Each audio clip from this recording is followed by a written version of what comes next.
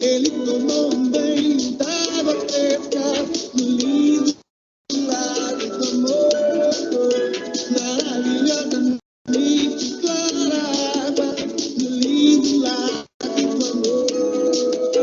Ele tomou um banho d'água fresca no lindo lago do amor, maravilhosamente clara água no lindo lago do amor.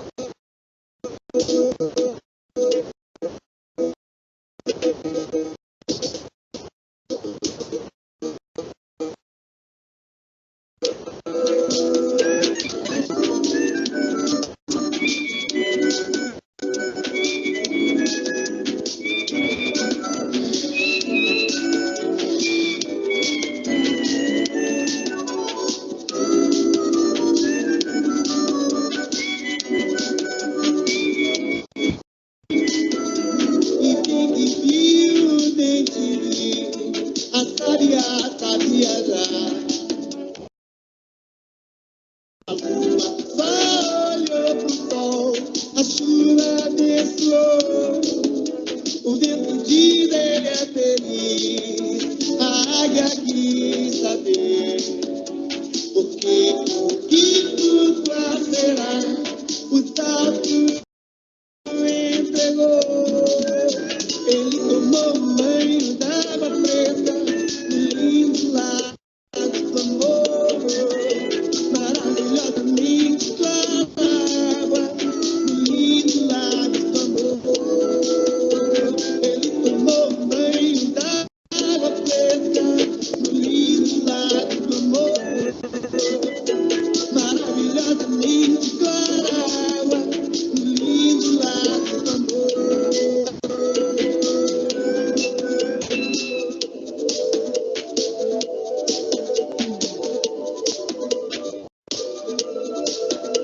Ele tomou um banho d'água fresca no lindo lago do amor, maravilhosamente clara água no lindo lago do amor. Ele tomou um banho d'água fresca no lindo lago do amor, maravilhosamente clara água no lindo lago do amor. Ele tomou um banho d'água fresca.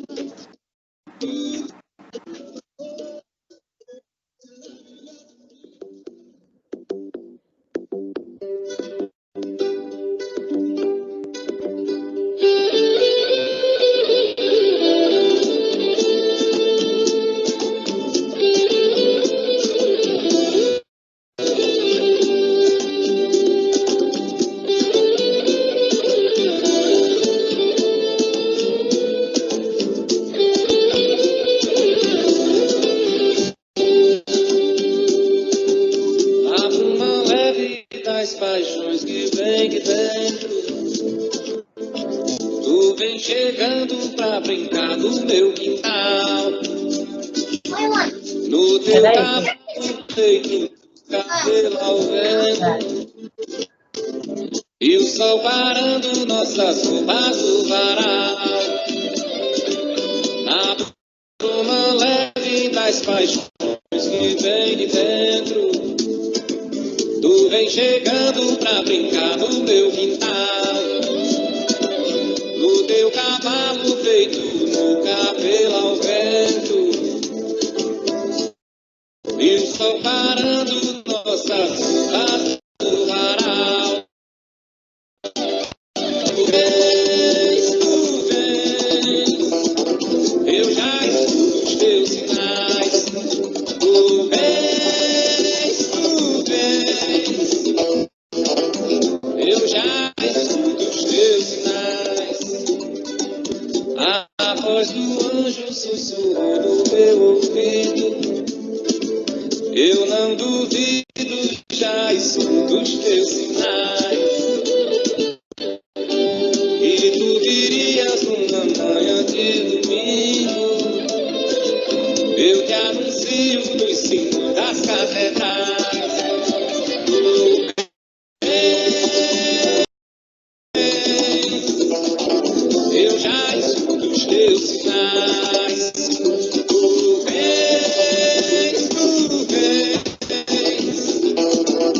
eu já escuto os teus sinais.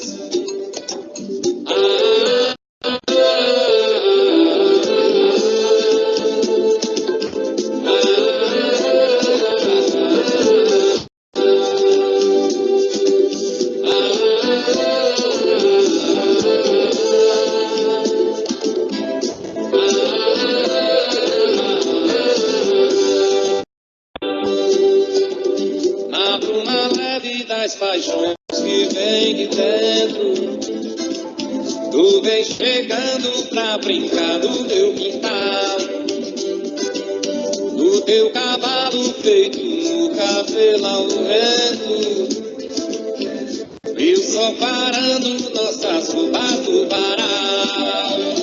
Tu vens, tu vens,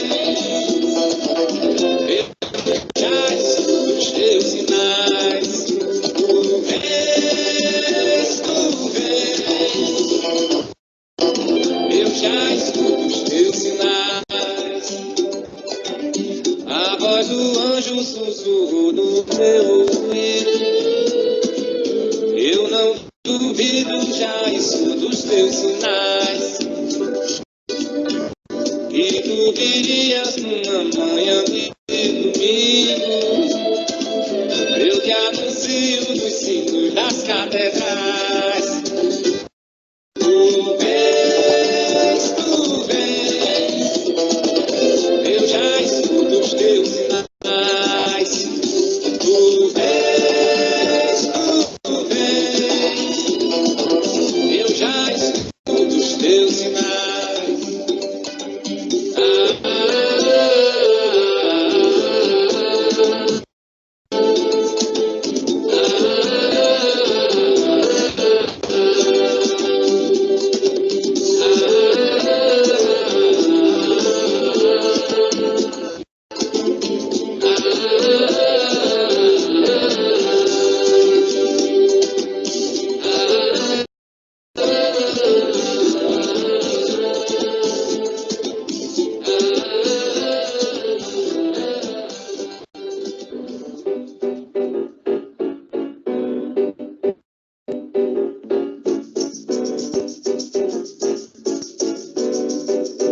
Ó Madalena, o meu peito percebeu que o mar é uma gota comparado ao pranto meu.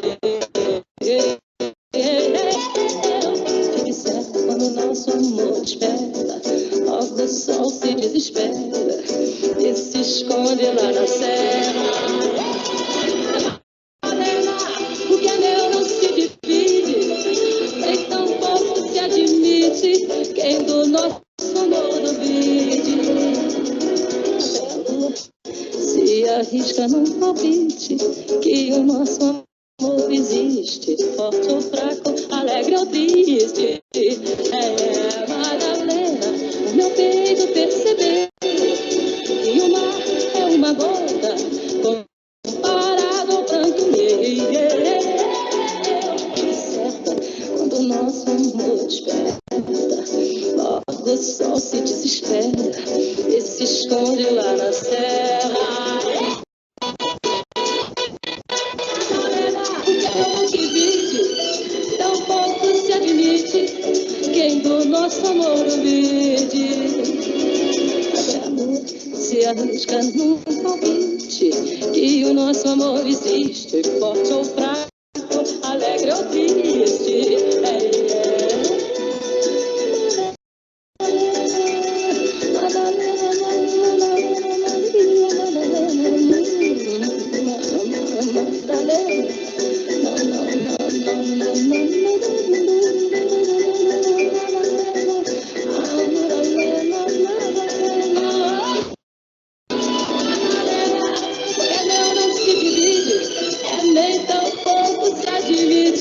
Quem do nosso amor duvide, se arrisca num palpite que o nosso amor existe, forte ou fraco, alegre ou triste. Madalena, Madalena, Lena, Madalena, Lena,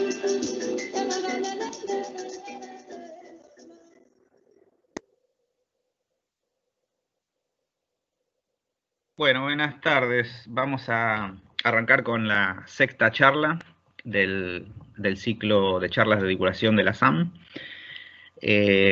Hoy, bueno, con la charla que está escrita ahí en la diapositiva, que es de la morfología al ADN, cómo podemos identificar a los moluscos, que va a estar a cargo de Roberta Lima Caldeira. Díganme si se está escuchando bien, porque tengo algunos problemas con internet. Así veo si sigo. Voy a hablar despacito porque hay la mayoría de gente de Brasil. Gracias, Micaela. Y quiero que tratar de que entiendan, porque no pienso hablar en portugués, voy a hablar en español. Pásame la diapo que sigue, Nico, que así les presentamos quiénes somos. Los que vamos a estar todo el tiempo acá con ustedes, ayudándolos a cualquier problema que surja, ya sea técnico o con las consultas que ustedes tengan a través del chat.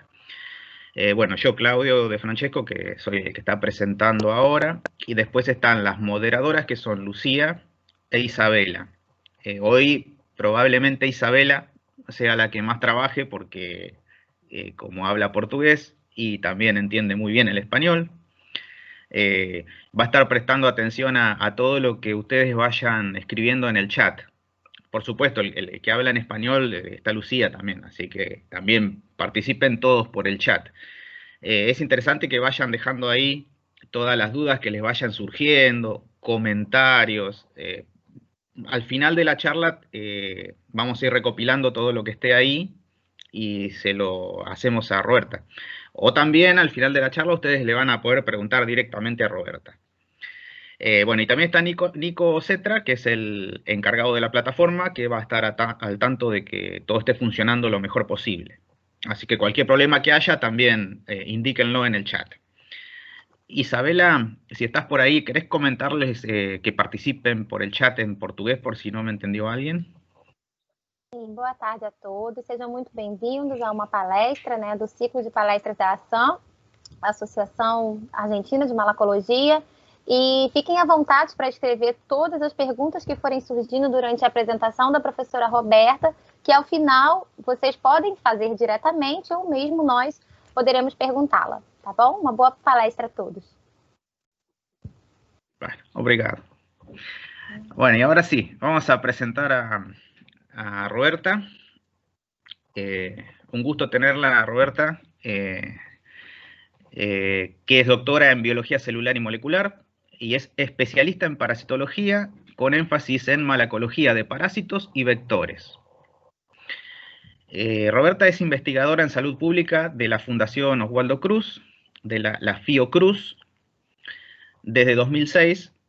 Es líder del grupo de investigación en helmintología y malacología médica del Instituto René Rayou, también de Fiocruz. Es vicecoordinadora y profesora permanente del programa de posgrado en Ciencias de la Salud. Y es miembro del grupo de trabajo de investigación de la Alianza Global de Esquistosomiasis. Esto último es un grupo que tiene como meta la organización de todo el flujo que existe de trabajos sobre investigaciones para el control de los moluscos. Incluyen estudios de laboratorio, de poblaciones de Bionfalaria glabrata, de la relación que tiene esta especie con la esquistosomiasis, todo para futuros esfuerzos de control de los moluscos, así como de problemas de transporte de moluscos a través de las fronteras. Ahora vamos a dar comienzo a la charla de hoy. El título ya lo comenté al principio. Vamos a pedirle a Roberta, bueno, bienvenido primero, Roberta, y que vayas cargando tu presentación, que va a demorar un poquito porque la conexión está lenta, pero mientras tanto, para no aburrirlos, le vamos a preguntar a Roberta lo que le preguntamos a todos los que participan en este ciclo de charlas. Nos interesa saber por qué razón se hicieron malacólogos. A ver, Roberta, ¿cuál es tu historia?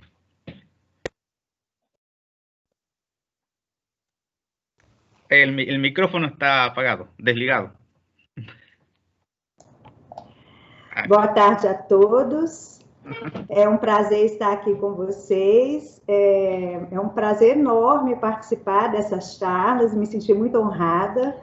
Agradeço novamente ao convite. Eu gostaria, primeiramente, de... Está dando microfonia, não sei se vocês estão ouvindo. Sim, está. Sim. Ah, sim. Não sei o que pode estar acontecendo, mas vou continuar. Então, Cláudio, minha história foi um encontro, na verdade, né? Eu não tenho esse amor pelos moluscos desde a infância, quanto as outras pessoas relataram anteriormente, né? Mas eu sempre fui uma apaixonada pelo meio ambiente, pelos animais, pela natureza. Desde pequena eu ia... Apesar de eu ter nascido em Belo Horizonte, aqui em Minas Gerais nós não temos mar, mas eu fui criada em Recife, que é uma cidade litorânea aqui do Brasil, e como o próprio nome da cidade já diz, lá é cheio de arrecifes. Então, minha brincadeira predileta desde a infância é ir até os recifes, coletava, eu ficava coletando com os 3 até meus 11 anos, era a mesma brincadeira, ia, coletava os caramujos, os crustáceos, os peixinhos, fazia pequenos aquários invasíveis que eu levava para a praia, e quando eu ia embora, jogava tudo de novo para o mar, não odiava matar animais, desde sempre. Então, eu cresci com esse amor, essa paixão, né, pelos animais e pela natureza, qualquer animal, qualquer planta, eu sempre fui apaixonada. Mas, em virtude de vários fatores, eu fui, na verdade, iniciei minha carreira na área administrativa. Eu fazia ciências contábeis e trabalhei por muito tempo numa multinacional. No entanto, eu sempre ficava com aquele coraçãozinho apertado de não estar fazendo uma coisa que realmente eu amava. Eu não gostava do trabalho que eu fazia, apesar de ter me destacado bastante. Cheguei a ser gerente de uma das empresas, mas eu era muito nova também, né? E a gente fica um pouco dividido entre ganhar dinheiro e fazer o que gosta. Então, nessa confusão mental, passou-se 10 anos. Eu fiquei nessa área de administrativa. Aí, depois disso, eu dei um basta, mas eu ainda era nova, eu estava com 24 anos, eu resolvi fazer biologia. E aí, desde o primeiro semestre, foi aquele encontro maravilhoso, tudo que eu fazia estágios, teve um semestre que eu fiz 7 estágios, cada dia da semana eu fazia estágio em um lugar diferente. Então, eu fui assim, me apaixonando até que houve a oportunidade de uma bolsa de iniciação científica na Fiocruz, aqui na Fiocruz, Minas Gerais. E quando eu cheguei, fiz a entrevista, várias pessoas fizeram, e eu fui a escolhida. E aí foi que eu encontrei com os moluscos, que aí foi, na verdade, foi um encontro mesmo. Então, eu me apaixonei logo de cara, porque, imagina, eu cheguei em novembro para trabalhar na Fiocruz, Minas. Em janeiro, eu já estava fazendo estágio com o Dr. Lobato. Então, por lá, eu já fiquei o meu primeiro mês fazendo estágio com o maior malacologista vivo, né? Malacologia médica, é claro.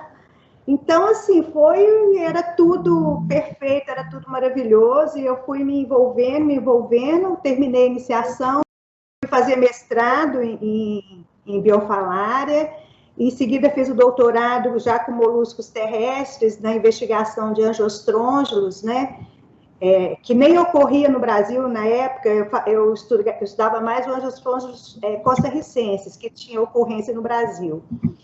E aí, depois da minha defesa, pouco tempo depois, nós descrevemos aqui para a América do Sul o primeiro encontro do angiostrôngilos cantonenses. E foi graças à minha tese de doutorado que nós conseguimos, assim, com celeridade, informar ao Ministério da Saúde a presença desse parasito.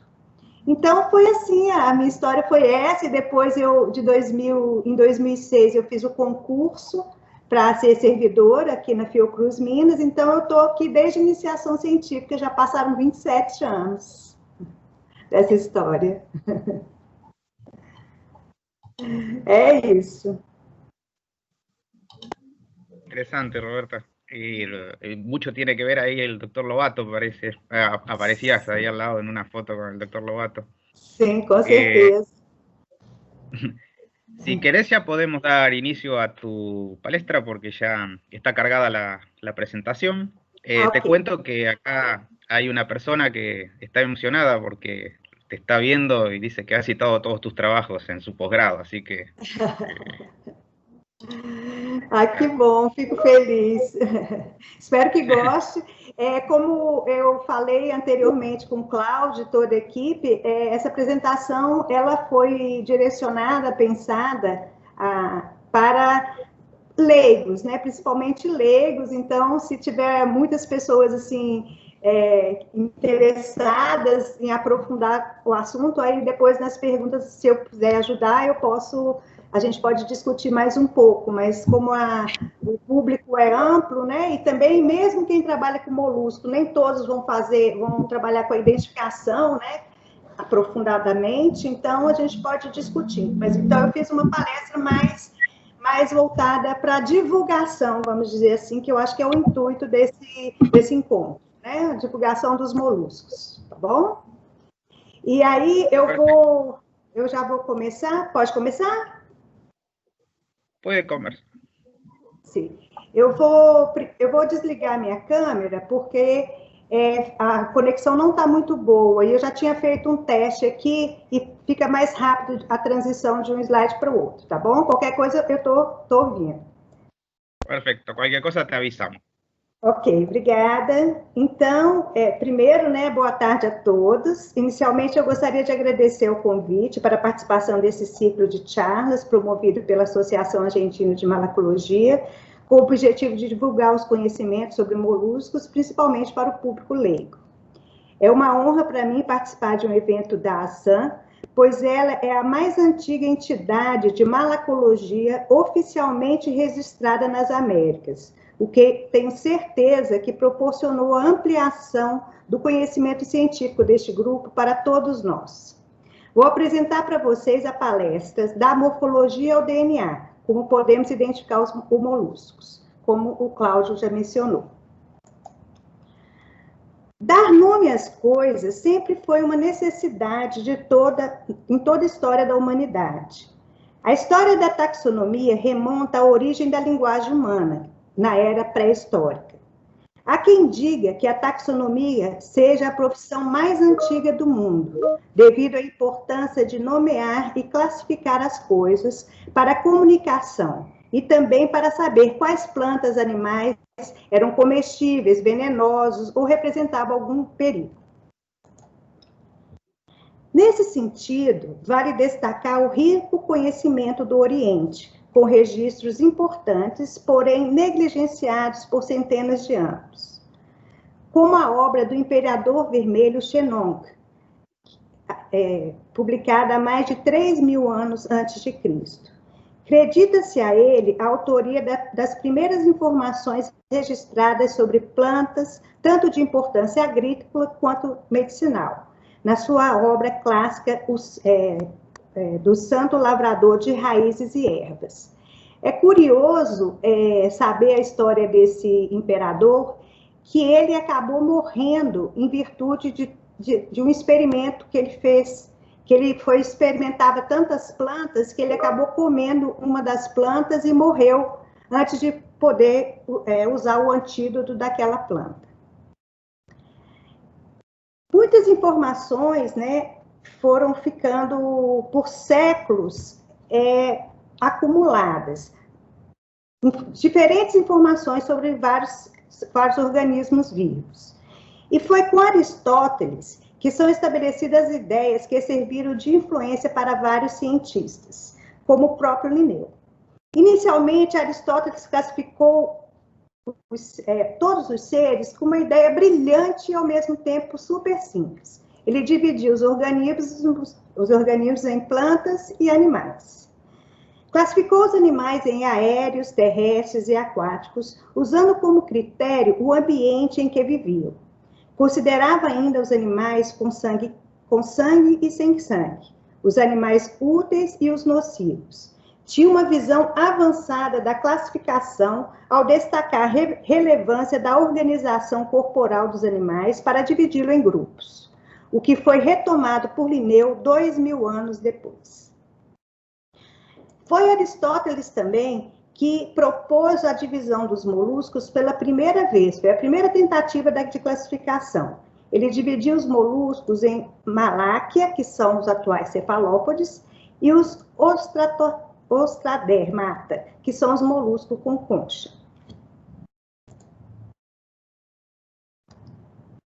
Mais de 2000 anos após Aristóteles, um volume enorme de conhecimento voltou-se a acumular. Consequentemente, era cada vez mais gritante a necessidade da padronização dessas informações. Nesse cenário, sumiu, tinha sumido a apresentação. Nesse cenário, desponta-se a genial contribuição de Linneu, que publicou a famosa obra Systema Naturae, cujas principais contribuições foi ter dividido a natureza em 3 reinos, mineral, vegetal e animal. O abandono dos longos nomes descritivos, fim dos nomes de gêneros constituídos por 2 palavras e, principalmente, mas não e tão importante quanto os demais, né, a introdução do método binomial, onde todo nome científico das espécies tinha que ser escritas por 2 nomes e em uma língua morta foi escolhida o latim. Como não poderia deixar de ser, a história da taxonomia dos moluscos também foi longa e conturbada, na qual alguns táxons foram incluídos, outros excluídos e fundidos.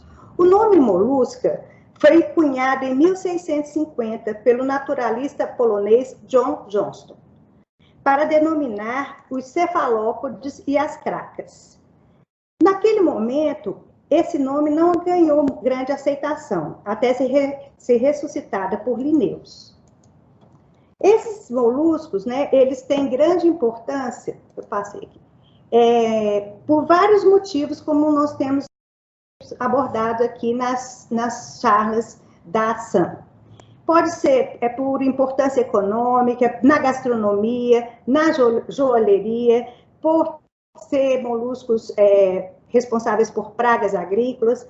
Além disso, algumas espécies, elas podem ser hospedeiras intermediárias de alguns trematórios. Aqui eu destaquei alguns moluscos. No entanto, né, a partir de agora eu vou me aprofundar um pouco mais nas espécies do gênero Bionfalaria, o grupo ao qual eu me dedico, como eu falei anteriormente, há 27 anos. A evolução dos estudos do taxonômico deste grupo, ele pode ser transponível para qualquer outro grupo de seres vivos. Inicialmente, o nome deste táxon era Australorbius, com a principal espécie sendo Australorbius glabratus. Foi proposta por Pilbres em 1934. Passou a ser adotada pela maioria dos autores. Entretanto, esse grupo era ao mesmo tempo conhecido por 4 outros nomes: Táfios, Platytáfios, Tropicorbis, além do nome Bionfalaria.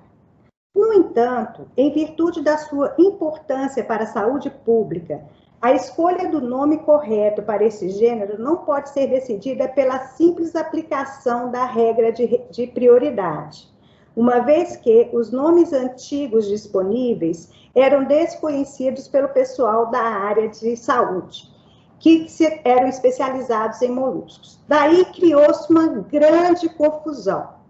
E houve uma série de debates a respeito desse problema, até que, em 1965, a Comissão Internacional de Nomenclatura Zoológica decidiu pelo nome Bionfalaria.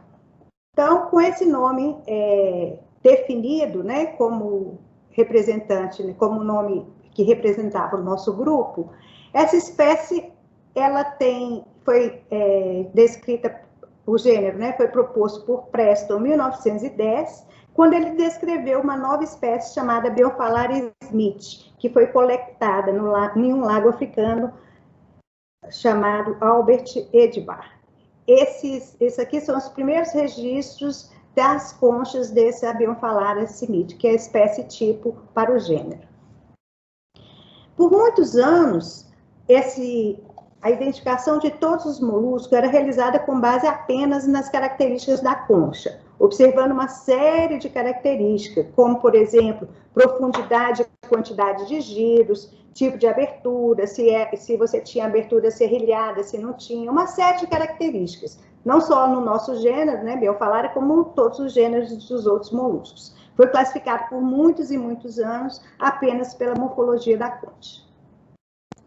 A partir da metade do século passado, a anatomia interna passou a ser utilizada na taxonomia desses planornídeos, contribuindo de maneira significativa para o conhecimento das espécies, sendo estudada principalmente por Coutinho e Deslandes, e principalmente por Paraense, a partir de 1955, até a sua morte em 2012. Dr. Lobato dedicou-se por mais de 50 anos ao estudo desses moluscos e sua contribuição é imensurável. Os principais caracteres diagnósticos desse grupo estão presentes na parede do útero e da vagina, com a presença ou ausência de enrugamento ou bolsas, no formato e proporcionalidade do prepúcio, bainha do pênis e ducto deferente, além do formato dos divertículos da próstata. No entanto, os caracteres diagnósticos desses moluscos podem ser semelhantes entre si e entre espécies diferentes, como é o caso dessas três espécies, a Abiomphalaria cuniana, Abiomphalaria stramina e Abiomphalaria intermédia, que devido à sua imensa semelhança, ela foi colocada num complexo de espécies denominado complexo Abiomphalaria stramina. A diferença entre elas está aqui, nessa região, eu não consigo apontar, né, Cláudio? Nessa região aqui da parede vaginal, onde tem a presença muito grande de um enrugamento em stramina e pode ser menos enrugado em cuniana e intermédia. Além da similaridade, né, entre as espécies, um outro aspecto de confusão na identificação é o número de espécies existentes. Atualmente são conhecidas 34 espécies para o gênero, cuja distribuição mundial está apresentada aqui nesse mapa. 22 espécies são latino-americanas e 12 são africanas. Dentre essas 34, 7 são hospedeiras intermediárias do Schistosoma mansoni, sendo as 3 primeiras, na parte de cima, presentes na América Latina e as 4 embaixo, presentes na África. É importante reconhecer a espécie hospedeira para proporcionar ações de vigilância e controle. No entanto, muitas vezes apenas a identificação pela morfologia, você não consegue definir a espécie. Em virtude disso, metodologias alternativas vêm surgindo para auxiliar a correta identificação dos moluscos. Uma delas são os marcadores moleculares. Então, a partir desse momento, eu vou abordar as metodologias mais empregadas no estudo dos moluscos, apesar de algumas já estarem em desuso.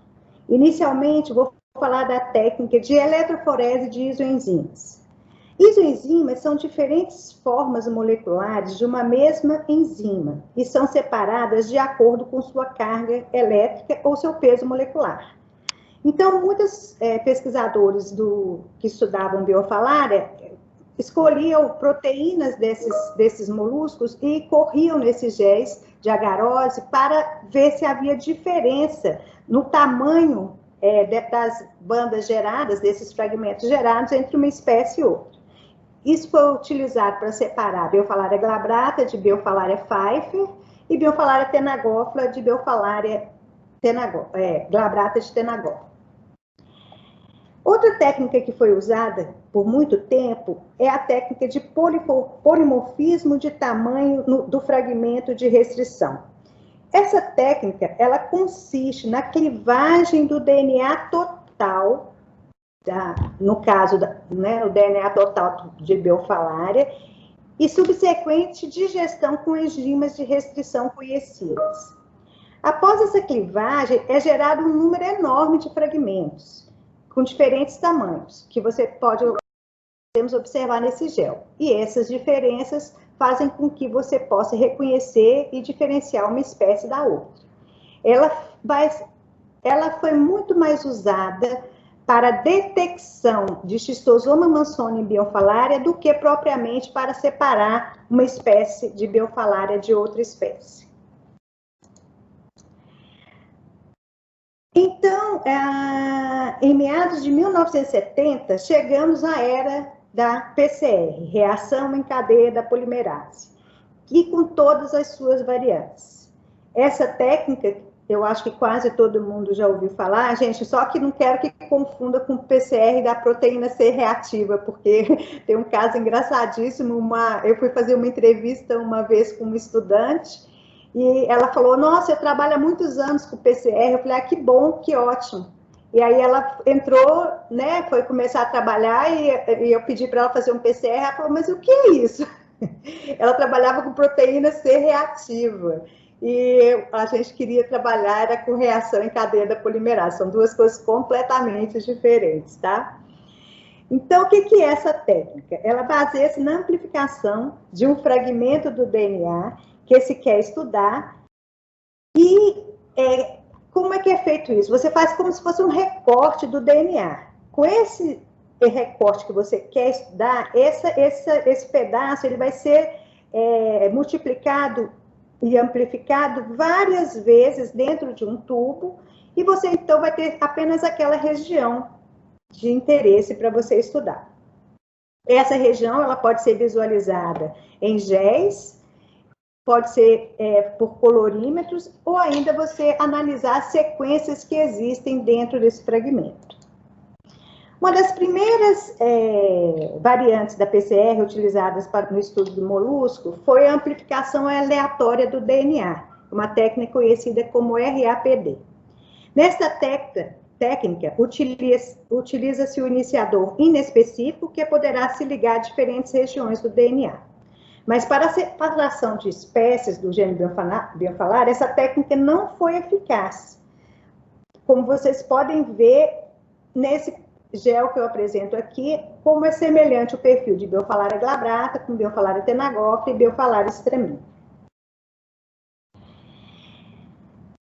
Em seguida, uma outra técnica que foi usada por nosso grupo foi a PCR em baixa extrigência, LS-PCR. Ela mostrou-se mais promissora do que o ERPD, separando, como vocês podem ver aqui, a Biofalária glabrata, que canaleta de 1 a 10, da Biofalária tenagófila, canaleta de 11 a 22. No entanto, os perfis ainda eram complexos, com muitas bandas, como vocês podem ver nessa figura. Após várias tentativas com diferentes técnicas, né, de PCR, nosso grupo chegou então à PCR-RFLP. Essa técnica possui 2 passos, como o próprio nome já diz. É a junção da técnica de amplificação em cadeia da PCR, da cadeia da polimerase, a PCR, com a técnica de RFLP. Você primeiro amplifica uma região de interesse, após essa amplificação você vai cortar essa região de interesse com enzimas de restrição. É uma técnica, atualmente a técnica mais utilizada para a identificação dos moluscos do gênero Biofalária, devido à facilidade de realização e por apresentar bons resultados na separação de quase todas as espécies do gênero Biofalária. Por exemplo, vou mostrar para vocês, só voltando aqui, no nosso grupo de pesquisa, que é o grupo de pesquisa em omitologia e malacologia médica, é referência na identificação desses moluscos para o Ministério da Saúde aqui no Brasil. Então, nós utilizamos, como já foi padronizado no nosso laboratório, a utilização da região espaçadora transcrita interna do gene do RNA ribossomal. Essa região que é amplificada inclui a região ITS1, 5.8S e a ITS2, que essa região completa chama-se ITS. Essa região, então, é amplificada pela PCR e, em seguida, nós fazemos a digestão desse produto amplificado com a enzima de restrição DDE1. Aqui, eu apresento para vocês o perfil de restrição das espécies do gênero Bionfalaria que nós temos na nossa coleção de malacologia médica, que nós temos atualmente mais de 18 mil exemplares depositados na nossa coleção, sendo que mais de 90% desses exemplares pertencem a moluscos do gênero Bionfalaria. Desses quase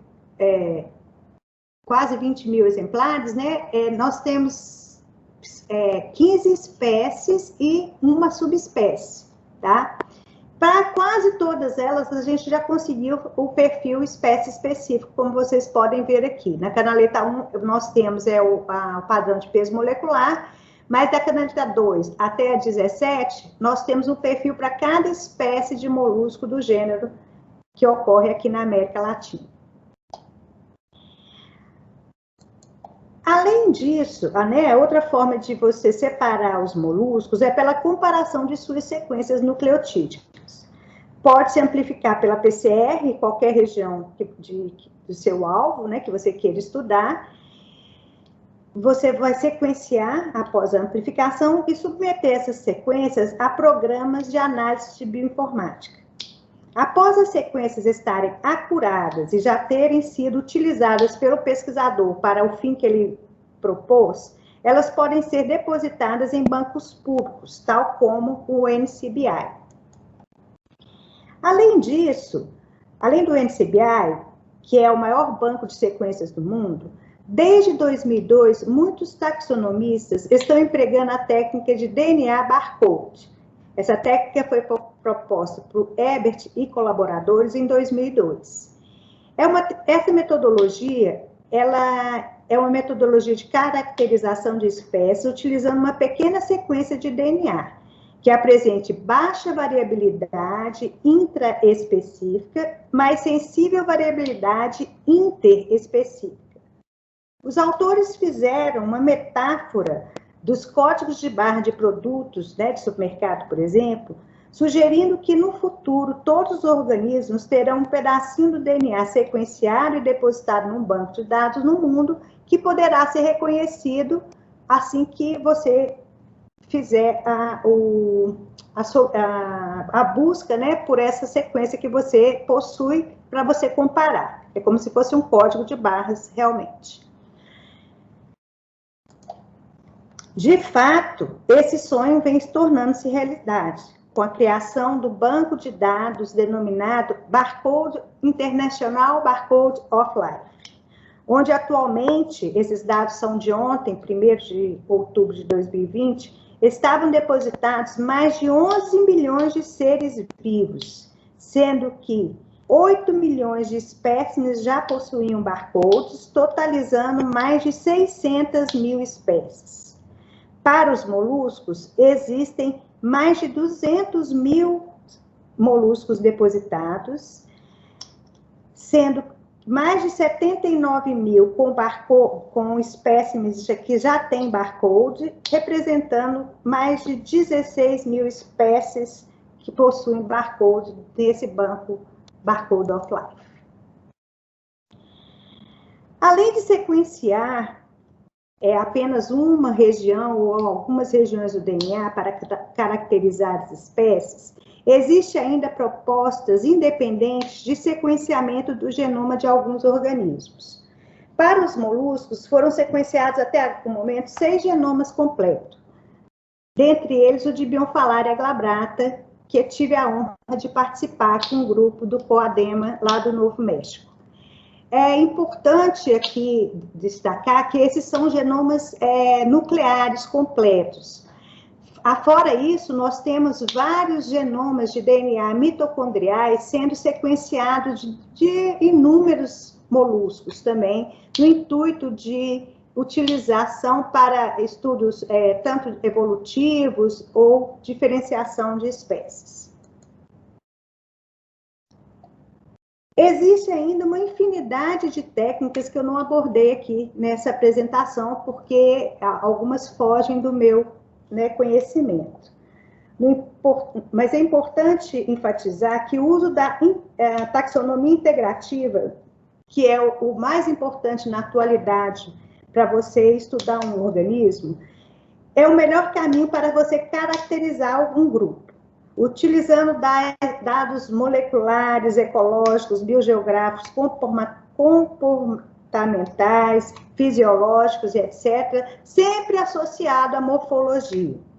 Com isso, é possível fazer uma caracterização correta de um grupo. Para que, né, fazer essa correta identificação? Essa correta identificação, no caso principalmente dos moluscos, do gênero Biofalária, impacta no conhecimento sobre a evolução desse organismo, no controle do hospedeiro intermediário, no conhecimento da distribuição geográfica, contribuindo assim para a vigilância e prevenção de novos focos da esquistossomose. Uma vez que essa doença ainda continua sendo um grave problema de saúde pública no mundo, principalmente na África e alguns locais aqui no Brasil, principalmente no Nordeste do país. Então, era isso que eu ia abordar com vocês, mas antes de terminar, eu gostaria muito de agradecer a Associação Argentina de Malacologia, as fontes de fomentos brasileiras, que apesar de estarem passando por situações difíceis, sempre apoiou, né, uma grande parte dos estudos realizados pelo nosso grupo de pesquisa. Agradeço também a Fiocruz, que este ano completa 120 anos de sua existência, sempre focada na melhoria da qualidade de vida da população. Além disso, eu agradeço a todos vocês por estarem me assistindo aqui hoje. Muitas graças. Além de não deixar de lembrar, fazer uma pequena homenagem aos hermanos argentinos pela perda de Quino, que mesmo tendo escrito as tiras cômicas de Mafalda, entre 1964 e 1973, sobre os problemas políticos, sociais, dentre outros que na época eram importantes, infelizmente, esses mesmos assuntos continuam muito atuais e as tirinhas delas sempre são bem-vindas. Nós aqui no Brasil adoramos. E aqui é a nossa Mônica. A Mônica é a nossa mascote também do nosso cartunista Maurício de Souza. Era isso que eu queria falar para vocês. Agradeço imensamente. Estou aberta para perguntas. ¿Fue clara? Bueno, gracias Roberta y felicitaciones por la charla. Yo creo que salió todo muy claro, para mí fue muy interesante. De hecho, aprendí cosas que yo mismo no conocía, porque es un tema que no todo el mundo maneja. No sé, las chicas, Lucía e Isabela, si han visto alguna pregunta, me pareció que no había, ¿no? Si no, bueno, invitamos a la gente a que pregunte. Aprovechando que está Roberta, acá hay tiempo. Sí, tal cual. Bueno, gracias Roberta por la charla. Súper bien explicado todo para aquellos que no estamos tan vinculados al rubro, así que gracias. De nada. Tá picando muito para mim aqui. Acabou cortando um pouquinho, Lúcia. Ah, ok, cortó el audio. Muchísimas gracias por la charla, que fue muy clara, sobre todo para los que no estamos tan acostumbrados a esas metodologías. Eu imaginei. Sí, eu pensei, porque tem muitas coisas que a gente podia aprofundar, mas não valeria a pena por causa do público ser muito diversificado, né? Exacto. No, buenísimo. No sé si hay alguien que tenga alguna pregunta para hacer. Eu gostaria de parabenizar a Roberta, né, pela palestra.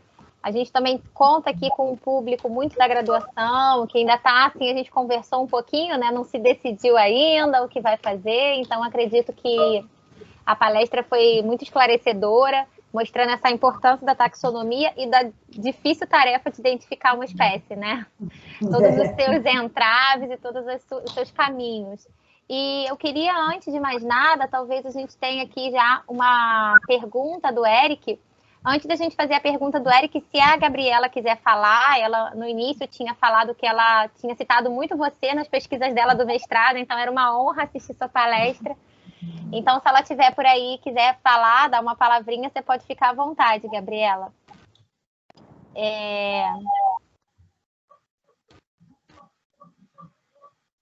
Bom, enquanto a Gabriela não chega, eu só vou fazer a pergunta do Eric. Se o Eric também quiser habilitar o microfone, fica à vontade. Mas ele pergunta se além da esquistossomose, existem outras doenças que afetam o humano e que têm a biofalária como hospedeiro intermediário. Não, de importância humana, não. Mas nós temos outros moluscos, né? Que, por exemplo, os moluscos da família Liminaeidae, eles são hospedeiros intermediários da facíola hepática, que o homem pode se infectar, né? Comendo, por exemplo, agrião ou alguma verdura que venha com venha com cistos, né, que você acaba ingerindo. Mas causada por biofalária, não. Mas essa pergunta dele é muito importante pelo seguinte: os moluscos do gênero biofalária, como qualquer outro molusco, eles podem ser hospedeiros intermediários de uma série de eumintos. Então, muitas vezes, quando você coleta moluscos no campo e traz para o laboratório e faz exames, você encontra diversos tipos de cercária. E é um outro problema seríssimo que nós temos na parasitologia, porque às vezes é difícil você separar os trematódios, o Schistosoma mansoni dos outros trematódios que não são de importância humana. No entanto, podem ser de importância veterinária. Muitos desses moluscos, eles albergam trematódios que são importantes parasitos de aves, peixes, anfíbios, répteis, entre outros. Fora, para falar dos moluscos que podem ser hospedeiros intermediários do angiostróngilo, que são os moluscos que podem ser terrestres ou aquáticos. Na palestra da Suzete, ela abordou bem sobre isso, né? Que você encontra moluscos, principalmente para o nematóide Angiostróngilos, ele não tem uma especificidade para o hospedeiro. Então, o Angiostróngilo ele pode ser qualquer molusco para ele pode parasitar. É diferente do Schistosoma mansoni, que ele possui uma especificidade para parasitar. O Schistosoma mansoni no Brasil, ele só parasita 3 espécies de biofalária, que é a biofalária glabrata, tenagófila e stramínea. Nós temos aqui no Brasil 11 espécies, mas só 3 que são hospedeiros intermediários. Perfeito. O Roberto, né? O Roberto Vogler, presidente da ação, ele está aqui te parabenizando pela sua apresentação. E ele queria saber, né, se tem um conhecimento de quais projetos de genoma estão sendo executados neste momento para moluscos sul-americanos. Ei, Roberta, tudo bem? Prazer você aqui. Sim, eu faço parte de um atualmente que é de Biofalária tenagófila. A gente está fazendo o sequenciamento também completo desse molusco. E de outros moluscos eu não tenho conhecimento assim de pronto para te informar. Mas se eu souber de qualquer coisa eu te falo. Eu te contacto.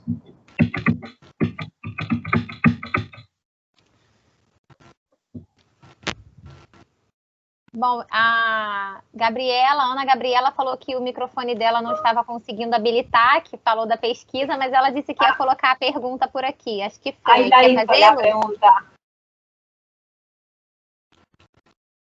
Ahí está la pregunta. Se tem realizado algum estudo sobre o uso de bactérias como biocontrole da esquistossomose. Uhum. Nosso grupo não, Isabela, ou Ana Carolina, desculpa. Ana Gabriela. Ana Gabriela, né? Ana Gabriela, nós não, nunca fizemos esse estudo, não, mas eu sei que teve um tempo, um grupo no Rio de Janeiro, ele estudou por muitos anos a influência de algumas bactérias no controle desses moluscos, mas nosso grupo não faz esse tipo de estudo de controle, não. Mais alguma pergunta? Se alguém quiser habilitar o microfone, fica à vontade para fazer uma pergunta diretamente. Oi, boa tarde. Boa tarde. É a Lenita, tô mandando um beijo para a turma toda. Querida Roberta. Obrigada pela presença. Claro, tô com saudades. Rô, me fala uma coisa, como que está a ação aí do seu departamento junto com o Genoma Xisto? O Genoma Xisto, ele já foi concluído, né? Schistosoma mansoni, mas nós temos uma pesquisadora no nosso grupo, não sei se ela está aqui, Sandra Gava. Ela sempre alimenta porque é o seguinte, o genoma, ele foi feito, depositado, mas a anotação dele não estava muito acurada. Então, percebeu-se, e de tempos em tempos está sendo refeito. Então, não sei, eu acho que já está na versão, nem sei qual mais, porque de tanto que já teve que refazer vários e vários pedaços do sequenciamento que não estavam bem feitos. Mas tem uma pesquisadora no meu grupo que, sim, ela pode, se você precisar de alguma informação, mas nós também trabalhamos com substituindo, né, sequências que não estavam bem anotadas, está sendo feito novas anotações. Porque você especificamente, você fica só com os moluscos, né? Só, atualmente que eu estou um pouco mais trabalhando com o xistosoma, mas no diagnóstico. Aventurei-me num projeto grande de diagnóstico. A mesma metodologia que eu usei para fazer a detecção do Schistosoma mansoni biofalária, que é uma técnica chamada LAMP, eu fui convidada para utilizar essa técnica no diagnóstico de fezes e urina de pessoas portadoras de Schistosoma mansoni. Então, o máximo que eu já cheguei para trabalhando com Schistosoma, foi no diagnóstico. Bacana. Beijo, querida. Bom trabalho aí para vocês. Obrigada. Parabéns aí a toda a equipe da ZAM. Um beijo grande aqui do Brasil, dos colegas aqui. E parabéns, Rô. Obrigada. Ela está aqui. A Sandra, né, que você mencionou, Roberta, ela até te respondeu como versão 7. Versão 7, tá, Helenita? Já está na versão 7. Olha só, porque o pessoal lá do Butantan também estava inserido nesse projeto, e eu lembro que ele tinha um pedido para reformular algumas sequências, era isso mesmo, para eles lá também. Mas para o molusco também precisou dessas reformulações? Por enquanto está na versão 1 ainda, mas vai precisar sim, porque nós já vimos alguns gaps, sabe? Quando a gente vai estudando mais, quanto mais você vai aprofundando numa região do DNA, mais você vê que aquilo foi mal anotado, por alguma razão. Porque imagina, o Bionfalária teve 931 milhões de nucleotídeos, é muita anotação. Então, erros são comuns nesse tipo de genoma. E esse sequenciamento de nova geração, vocês fizeram alguma coisa? Ainda não. Mas eu acho que a Sandra está pensando em fazer algumas coisas, né, Sandra? Não sei se ela pode falar, se ela quiser habilitar. Pode sim, fica à vontade. É porque eles Sim, rodam. boa tarde para todo mundo. Boa tarde para todo mundo. Eu trabalhei um pouquinho com RNA-seq já, né, desde o meu doutorado. Então, análise de transcriptoma de nova geração a gente faz com xisto. E agora a gente está querendo começar com single cell RNA-seq. Mas aí planos para o futuro. Mas com transcriptoma, sim, nós temos vários trabalhos já. E a manipulação nesse RNA-seq, ele é mais complexo ou não? Não, hoje em dia já é bem tranquilo de se manipular os dados de RNA-seq, né? Tem inclusive pipelines prontos de algumas plataformas que você não precisa nem de um conhecimento muito grande de bioinformática para você conseguir trabalhar com esses dados. Obrigada. Obrigada, Sandra. A Sandra é pós-doc lá no nosso grupo de pesquisa, ela é bioinformata, então sempre a gente tem que pedir ajuda para os universitários aí. Antes da gente continuar as perguntas, eu quero agradecer a participação da Lenita, que é a presidente da Sociedade Brasileira de Malacologia, então os presidentes estão aqui presentes, né? Que honra! Pois é, né? Tudo irmãos. É verdade, todo irmão. E a Sônia também acabou me mandando agora uma mensagem, disse que não conseguiu ali ativar o bate-papo, estava te mandando os parabéns também, a nossa vice-presidente. E continuando as perguntas, o Ítalo Mello, ele está perguntando se essas técnicas de DNA servem para identificar qualquer molusco e qual delas é de baixo custo.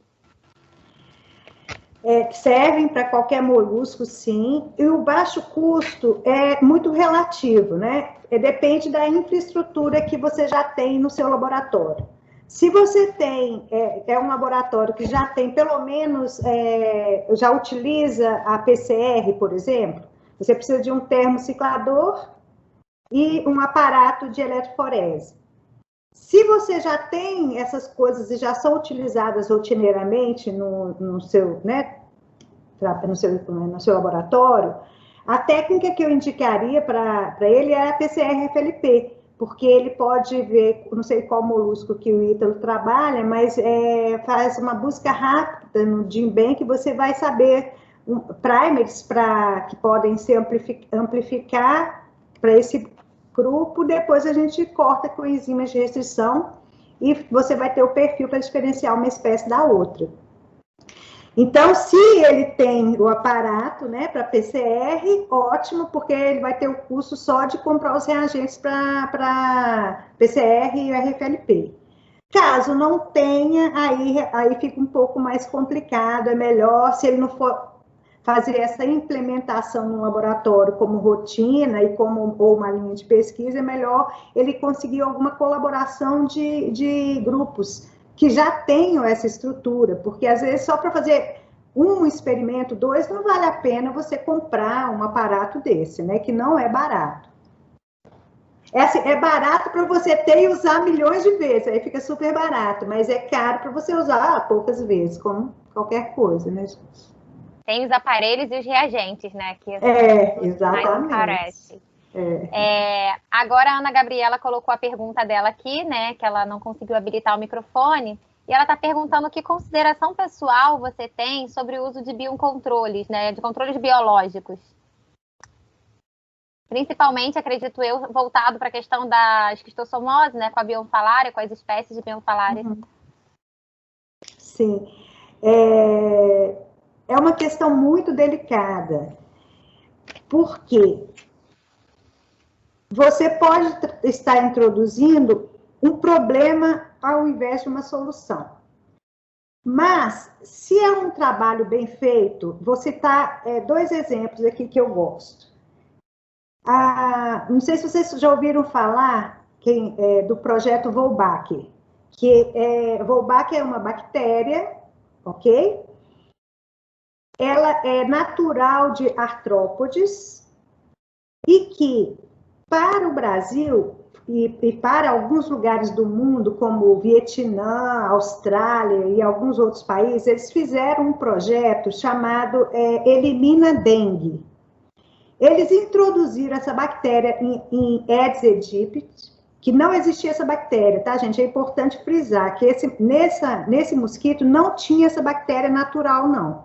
Eles introduziram essa bactéria nesses mosquitos. Por quê? Qual era a intenção deles inicialmente? Porque essa bactéria reduzia o número de machos na espécie. Só que, com o passar do tempo, eles viram que o vírus da dengue não replicava-se na presença dessa bactéria. Então, o que eles fizeram? Eles estão fazendo em vários lugares aqui no Brasil, inclusive. Estão criando em larga escala mosquitos contendo essa bactéria, Wolbachia, e solta esses mosquitos em lugares onde você já tem o Aedes aegypti. Então, eles vão cruzar, os de laboratório vão cruzar com os selvagens, e a vantagem é que a bactéria passa para a prole. Então, mesmo tendo um mosquito, o vírus não vai replicar por causa da bactéria.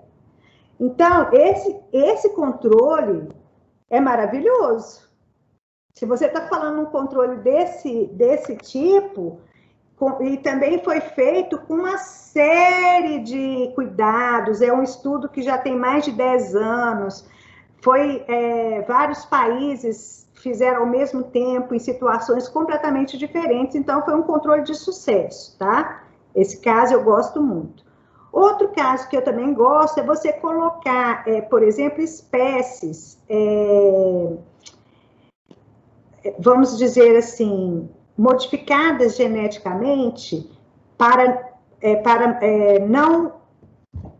que não deixe o parasito replicar. Por exemplo, biofalária. Se a gente conseguir uma biofalária que o Schistosoma mansoni não replique nela, ele não consegue desenvolver em suas formas dentro do molusco. E esse molusco conseguir cruzar com os moluscos do ambiente, você vai ter um controle ali, não matando o caramujo, mas sim eliminando o parasito. Também é uma situação interessante, né? Então, nesse tipo de controle, eu sou muito a favor. Agora, controle é um risco, mas vale a pena estudar assim, porque quanto mais natural, menos impactante for para o ambiente, melhor é. É só uma questão de você aprofundar nos seus estudos e ter certeza da proposta que você vai apresentar. Essa é a minha opinião pessoal. Obrigada, ela também te agradece. E ela acabou fazendo uma outra pergunta. Se tem realizado, né, se tem atualmente detecções de Schistosoma mansoni em amostras ambientais. Nós estamos com um projeto, ela fala amostras ambientais, é só água ou molusco? Porque é o seguinte, como que a gente detecta o focos, né, de Schistosoma mansoni? A gente detecta coletando molusco do campo, quando chega no laboratório, a gente faz o exame e vê se está presente ou não as cercárias ou o parasito, né? Atualmente, a gente está com um projeto lá no laboratório que a gente está tentando também verificar na água a presença da cercária, do Schistosoma mansoni na água. Só que é um pouco mais complicado, porque dilui muito, né? A cercária acaba sendo muito diluída. A gente filtra a água quando vem do campo, na esperança de aparar ali as cercárias para depois fazer estudos moleculares. Mas até agora nós não conseguimos sucesso, não, mas a gente está tentando. Mas a gente tem encontrado, sim, nossa, quase todo dia, quando tem por causa da pandemia, a gente está um pouco parado. Mas fora da pandemia, a gente recebe quase que semanalmente lotes de moluscos positivos, que vêm aqui de Minas Gerais ou de outras regiões do Brasil. A transmissão continua ativa no Brasil. Continua assim. E tem aqui alguns estudantes, né, até do interior do Rio de Janeiro, que tem focos, né? Tem cidades aqui também no interior do Rio de Janeiro que são focos de esquistossomose. Então, qualquer molusco encontrado até do gênero, né, com uma difícil identificação por uma pessoa no campo, que mora perto. Quem quiser pode enviar o material até mesmo para a Fundação Oswaldo Cruz, que eles, né, trabalham justamente com essa pesquisa de investigação da esquistossomose, né, do esquistossoma. Deixa eu só complementar uma coisa Claro. aqui. O IOC, que é o Instituto Oswaldo Cruz aí no Rio, nós aqui, Fiocruz Minas, e se eu não me engano, eu não sei se a Cris ainda está aí, eu não sei se ela é referência para o Norte. E para o Nordeste temos como referência a Fiocruz Pernambuco. Nós recebemos esses moluscos para identificar e examinar, principalmente de instituições, agentes públicos de saúde. Então, a gente faz isso, porque é importante frisar uma coisa. Recentemente, aqui no Brasil, foi feito o levantamento parasitológico, o enfoque em esquistossomose. Verificou-se que a taxa de infecção diminuiu bastante aqui no Brasil, a prevalência caiu no Brasil. Entretanto, é importante que as pessoas saibam que os focos ainda existem, e muitos focos, só que são focos pontuais, geralmente ligados à pobreza. E nestes focos não foi feita o levantamento parasitológico. Eu conheço cidades aqui no Brasil que têm a prevalência superior a 60%. Isso é, 60% das pessoas têm o Schistosoma mansoni. Quando você olha o trabalho que foi publicado, que é o inquérito parasitológico, a prevalência não chega a 1%. Mas porque diluiu em cidades que foram sorteadas, muitas delas cidades indênes, que não tinham esquistossomose mesmo. Então, você tem essa discrepância de informação sobre a prevalência. E, principalmente, também é ótimo esclarecer para todos vocês que estão aqui, principalmente de fora, que aqui no Brasil, hoje, existe um turismo rural e ecoturismo. Está muito na moda. As pessoas saem da cidade, querem ir para o campo, vai para uma cachoeira, para um poço de água, se refrescar, tomar um banho, e voltam, muitas vezes, infectados. Quando eles chegam nos grandes centros, o que acontece é que, às vezes, o diagnóstico fica difícil, porque os médicos, vamos dizer, das cidades, não estão acostumados com esse tipo de sintomas que as pessoas apresentam. E os ovos só vão aparecer nas fezes depois de 40 dias da pessoa teve contato com a água.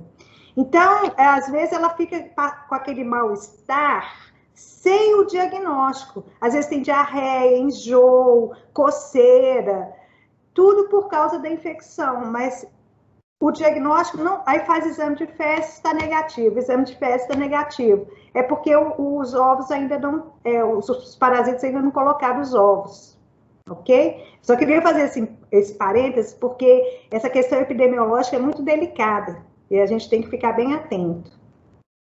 Perfeito, Roberta. A Ana, ela falou que já pode ativar o microfone, mas eu vou pedir ela para deixar no finalzinho, só para responder outras duas perguntas. Claro. Eu vou só pegar a pergunta do Ariel, antes de pegar a do Vogler, por conta que já tem a ver com a esquistossomose. Ele está perguntando, ele está te dando parabéns, né?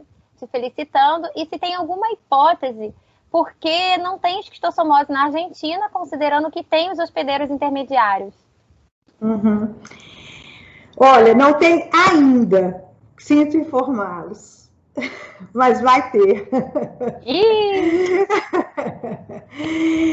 Pelo seguinte, o que acontece aí na Argentina foi o que aconteceu aqui no Rio Grande do Sul por muitos anos. Por muitos e muitos anos não existia esquistossomose aqui no Rio Grande do Sul. Muito em questão do clima, né? Muito mais frio, e não tinha hospedeiro, que é diferente, né? Não tinha hospedeiro intermediário lá, e sempre foi uma área indene.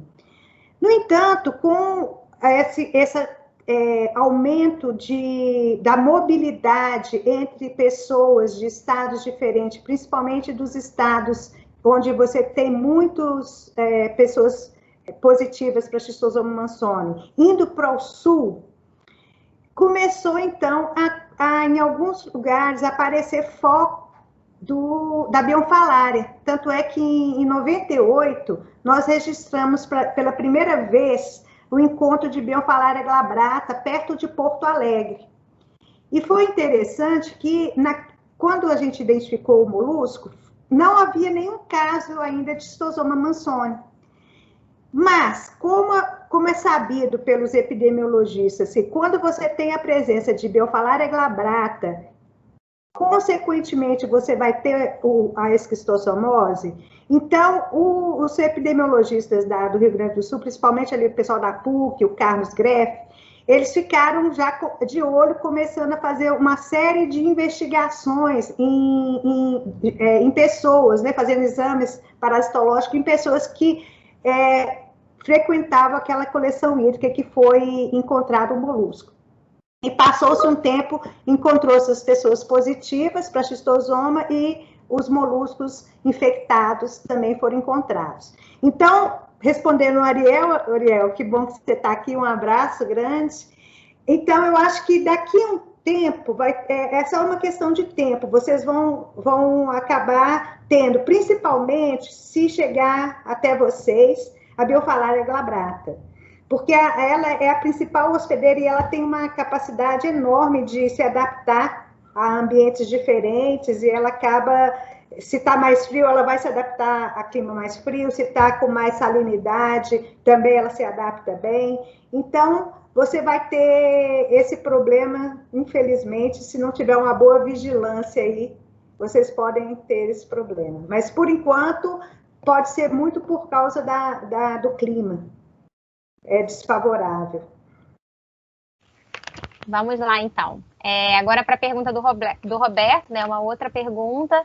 Ele queria te perguntar se tem conhecimento de algum grupo de investigação aqui no Brasil trabalhando em citogenética molecular de moluscos. Não, assim de pronto eu não estou lembrando. Não estou lembrando.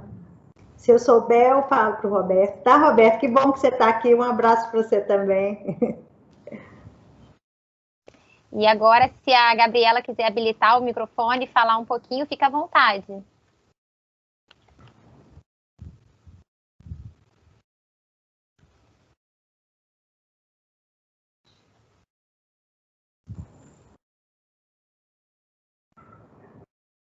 Ana Gabriela. Ana Gabriela, no sé si querés, Isa te invitaba a activar tu micrófono. No, no se te escucha.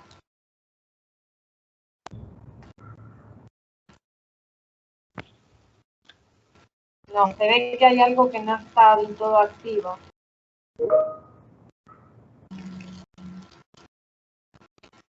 Ela disse que já ativou, né? Que ya lo activó.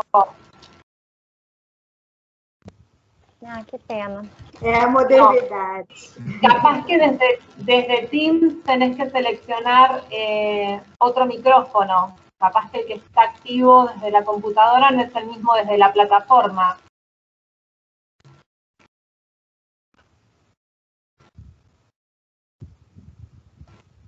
No sé si podés probar eso.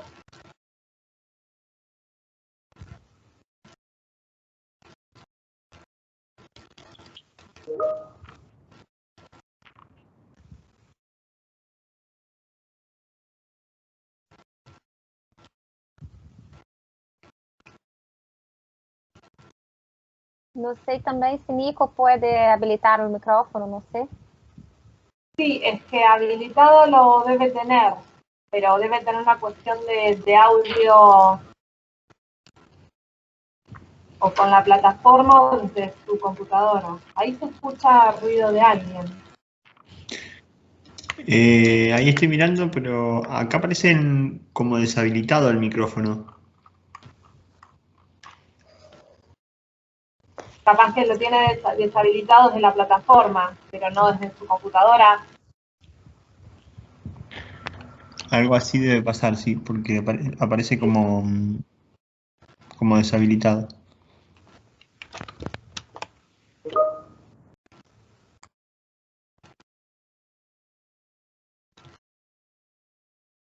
Ana Gabriela dice que ahí sale y ingresa nuevamente a ver si puede acomodar el audio. No sé si hay alguna otra pregunta, mientras tanto, para hacerle a Roberta, o algún comentario. Se eu tenho? Não, ela já está. Oi, boa tarde.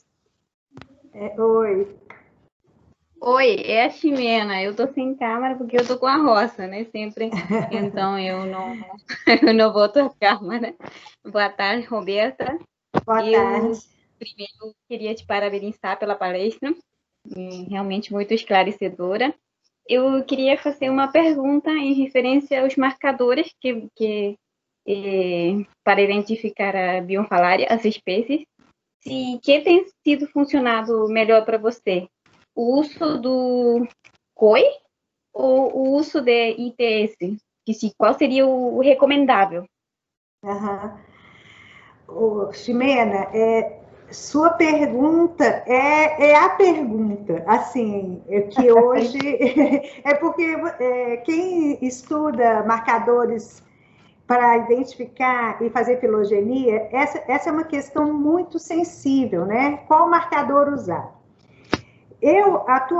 O citocromo, o CO1, né, o citocromo oxidase 1, eu já tentei usar várias vezes, muitas vezes, há mais de 10 anos a gente tenta, mas sem sucesso, o uso desse marcador. E sempre utilizamos com bastante sucesso a região do ITS, especialmente o ITS2, quando a gente vai fazer sequenciamento. No entanto, eu estou atualmente com uma aluna de mestrado, não sei se ela está aqui, a Amanda, que nós estamos, assim, insistindo mais no CO1. Por quê?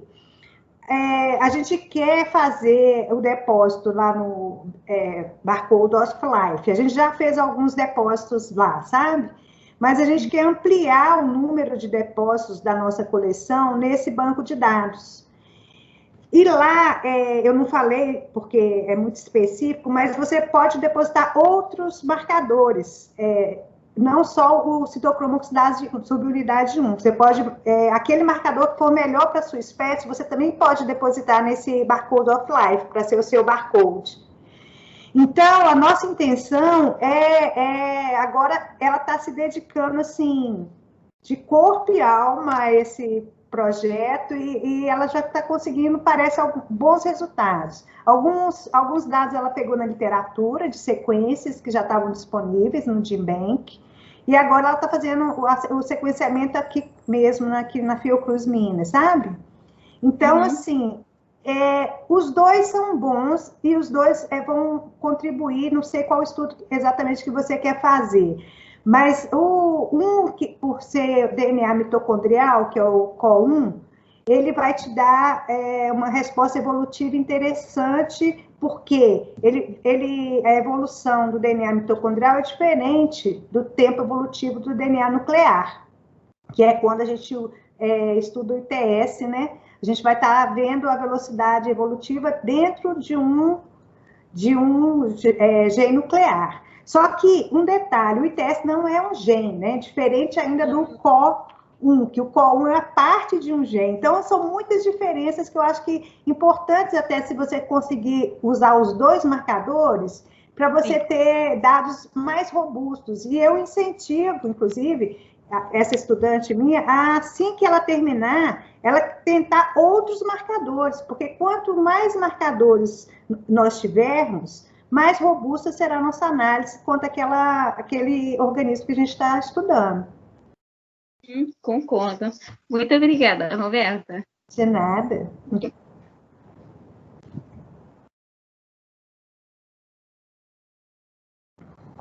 sei se a Ana Gabriela voltou. Hola, hola. Bien. Doctora, muchas felicitaciones por la charla, estuvo fantástica, la verdad. Me gustó mucho porque estaba enfocado sobre todo en Bionfalaria glabrata y en mi caso yo trabajé enfocada en Schistosoma manzoni. Le preguntaba si habían hecho algún tipo de detección en muestras ambientales, precisamente porque en mi posgrado nos dimos cuenta que con una PCR convencional era posible hacer la detección de los diferentes estadios de parásito en muestras de agua. Y estaría bueno que en Brasil también se hicieran las pruebas. Eso fue en Venezuela. Ah, sim. Ana Gabriela, a gente, uma PCR convencional também a gente tem usado, foi até a tese de mestrado de uma aluna minha, que não sei se está aqui, a Silvia, ela também utilizou PCR convencional na multiplex PCR para diferenciar diferentes cercárias, sabe, inclusive de schistosoma. E é uma técnica mais rápida, né? Porque você só usa uma reação e pode visualizar no gel.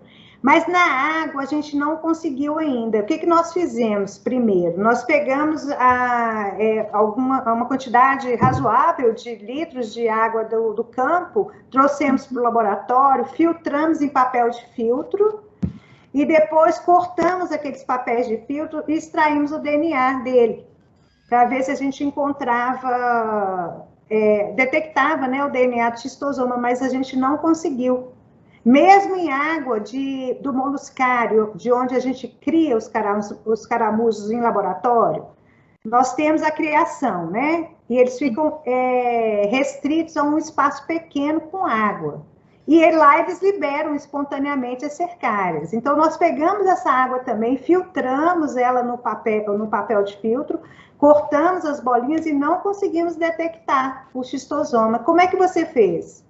Nosotros lo logramos, usamos varias técnicas, tenemos un caracolario donde se hace la cría de los caracoles, se mantienen las cepas de los parásitos y directamente pasando el papel de filtro en las peceras y posteriormente se hicieron diferentes diluciones de agua con diferentes concentraciones de cercarias, que es como el estadio más susceptible para detección, y se logró hasta una mínima concentración de, a ver si tengo por acá el valor.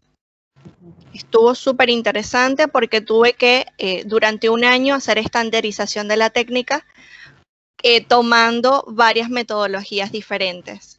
Que ótimo! E qual você já publicou? No, casi, pronto se va a estar publicando. Si quiere, igual me deja su correo electrónico y le paso parte del trabajo. Sim, quero sim, por favor, porque isso nos interessa por demais. Vou colocar aqui o meu endereço aqui no chat. Ok. Sí, perfecto. ¿Ah? Sí, describirlo en el chat, si querés, Roberta, el mail. Eu não tô conseguindo fica à escrever. vontade, não está conseguindo? A gente pode escrever, pode falar. Roberta.caldeira @fiocruz.br. Pronto, listo. Muito bom, Ana Gabriela, saber, porque é um trabalho interessante, porque às vezes você vai num local, mas não encontra o caramujo, você pode trazer a água e tentar fazer, né, a detecção do DNA ambiental. Muito interessante, parabéns vocês terem conseguido. Eu sei como é difícil a padronização, você está de parabéns ter conseguido isso. Sim, sí, de hecho teníamos... Sí, perdón. No, puedes falar. De hecho, teníamos agua congelada de diferentes sectores que se conocían, que eran que tenían prevalencia de esquistosomiasis, y el agua nunca se había analizado. Y yo hice la prueba con esa estandarización de la técnica, era agua que tenía hasta 5 años guardada y se pudo detectar el ADN de Schistosoma manzoni. Que ótimo, parabéns. Olha, você pode tentar também, nessa água, usar primer para molusco, Porque às vezes você vai saber qual espécie que estava ali, liberando esse cercado. Isso vai ser interessante também. Eso sí no lo pudimos hacer porque no teníamos la técnica para detección o para discriminar la diferencia si era glabrata o era otra especie. Ah, sim. Entendo. Você tem cepa de Bionfalaria glabrata de Porto Rico? No entendí. ¿Cómo? Você tem cepa de Bionfalaria glabrata de Puerto Rico? No. Tenemos una de Brasil, pero no recuerdo específicamente de qué zona. Y con la que yo estaba trabajando es una cepa solamente que se encuentra en Venezuela. Ah, sei. Que bueno. Eu trabalhei com um grupo aí da Venezuela, a Victoria. No me suena. No. No. Bueno, muchas gracias, doctora. Un placer. Nada. Um abraço. Tchau. Igualmente. Bom, espero que seja só o primeiro contato entre vocês, né? Que bom que a Charla propiciou isso, né? Propiciou esse encontro. E aí colaborações. Exatamente. Acho que a ideia também é essa, além da divulgação, né, do tema. Eu acho que se não tem mais perguntas, né, Cláudio, se quiser falar, fica à vontade. Bueno, si no hay más preguntas o comentarios, todavía espero por si alguien quiere preguntar algo, pero si no, ya vamos a ir cerrando. Bueno, vamos a ir cerrando. Gracias nuevamente, Roberta, por haber estado, por tu buena onda todo el tiempo, por la charla. Ahora necesitaría que pongan de vuelta la presentación, así promocionamos la charla que viene, la próxima. Qué rápido, qué maravilla, qué rápido anda esto. Bueno, la próxima charla, que se titula Pobres y Feos, desafíos y herramientas para la conservación de moluscos, va a estar a cargo de Cristian Clavijo, de Uruguay. Va a ser a la misma hora, 16 horas, el próximo viernes. Así que los invitamos a todos a que estén presentes. Y a continuación viene lo que sería, para los que quieran pedir el certificado de la charla, tienen que... ahí está, ahí me apareció. Fíjense ahí y con eso pueden pedir el certificado y nosotros se los vamos a mandar en la semana. ¿Sí? Bueno, si damos por terminada la charla, así que gracias a todos por estar. Ahí Ana te está diciendo que se va muy feliz, Roberta, de haber hablado con vos. También, qué bom. Bueno. Nico, no sé si tenés a mano el link para ponerlo en el chat. Eso lo estoy buscando, pero no. Ah, dicen que el QR no le funciona. Ahí lo pego en el chat. Buenísimo, gracias. Sí, bueno, que no funciona, ahora va a estar el link. Sí, ahí va el link para que puedan completarlo para pedir los certificados. Aí está. O link para que todos possam solicitar o certificado. Podem acessar.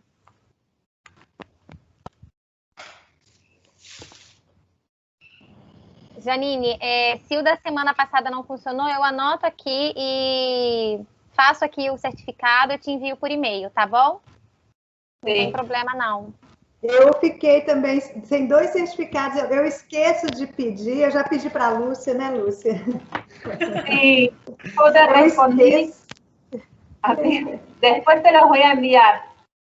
Obrigada. Espero que não tenha sido muito longa, que o tempo tenha sido ok para vocês. Não, foi ótimo. E assim, o tema é interessante e acho que a discussão ela foi muito rica, né? Foi muito bacana. Foi muito interessante, Roberta. A gente que agradece você aí pela sua disposição, pela sua oportunidade mesmo de divulgar o trabalho, de estar aqui com a gente. Tá, joia. Eu que agradeço, gente. Foi um prazer. Precisando, podem convidar. Y por supuesto, podemos seguir viendo las que siguen. Que vos venís participando de todo el ciclo. Claro, eu gosto muito, eu gosto. Aprender nunca é demais. Não, e a Roberta, ela tem acompanhado todas as palestras com a gente, né? Ela tem... Eu participo mesmo, eu gosto. Com certeza.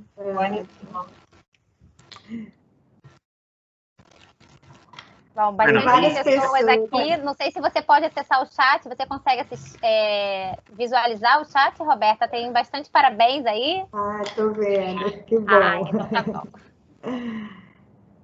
Que ótimo.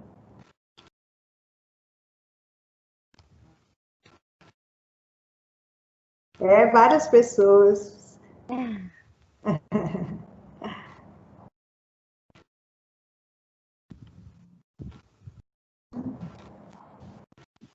Aí vai ficar gravado? Boa tarde, com licença. Oi, Antônio, pode falar. Tem uma pessoa querendo falar. Antônio. Pode habilitar seu microfone. Falar? Sim.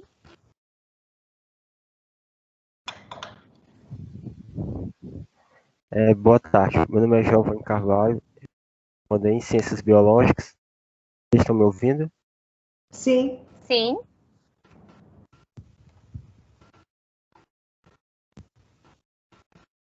E com relação à temática da apresentação, foi maravilhosa, gostei muito. E eu tenho uma pergunta relacionada à temática, não é precisamente a temática, que é sobre identificação de moluscos com base apenas na concha. Uma breve de moluscos. Principalmente aqui, né, no domínio, existem poucos estudos sobre catalogação de espécies de moluscos. E estudar sobre isso. E como eu sou iniciante, eu recentemente me interessei pela malacologia, depois de participar em março do simpósio de malacologia no Congresso Brasileiro de Zoologia. Fiquei muito ligado e eu tenho interesse nisso. Como saber identificar moluscos se o único recurso que tem é a concha? Você está em qual cidade, Antônio? Eu estou no oeste do estado do Ceará e na cidade de Crateús. Ah, sim. Existe um problema... Acho que ela só perguntou por causa da coleção malacológica Henri Ramos Matheus, que é uma das grandes coleções malacológicas aqui do estado. E tem publicações da coleção e os exemplares são mais do ambiente marinho. Tem algumas publicações, sim, mas é pouco. Entendo. Com relação à plataforma. Antônio, a identificação dos moluscos pela concha, ela já caiu, já está em desuso. Por quê? No máximo, você pode fazer com as conchas uma identificação que a gente chama de identificação macro, que pode separar alguns gêneros de outros gêneros. Mas para a identificação mesmo da espécie pela concha, pelo menos no grupo de Bionfalaria, se você pegar uma concha de Bionfalaria stramínea, que tem aí na sua região, com uma concha de Bionfalaria cuniana, que também é presente aí no Ceará, você não consegue distinguir uma espécie da outra, só pela concha. Não existe caractere que define, definitivo, que conseguiria separar essas duas espécies. E aí você tem um problema sério, porque a Bionfalaria stramínea é hospedeira intermediária do Schistosoma mansoni, e a cuniana não é hospedeira. Então, você poderia cometer um erro, ou de falar que em um lugar nunca vai ter schistosomose porque não tem o hospedeiro intermediário, ou o contrário, falar que, olha, tem que ter vigilância e gasta-se dinheiro com a vigilância e não é a espécie hospedeira, entendeu? O máximo que a gente faz com as conchas é definir que se pertence ao gênero Bionfalaria. Mesmo assim, tem alguns gêneros por exemplo, do Elisoma, que é outro gênero de molusco, que parece demais, a concha parece demais com o gênero Biofalaria. Você consegue definir também pela concha, através do tamanho. Se você vai numa coleção hídrica e encontra muitos moluscos muito pequenos e nenhum grande, você pode excluir algumas espécies.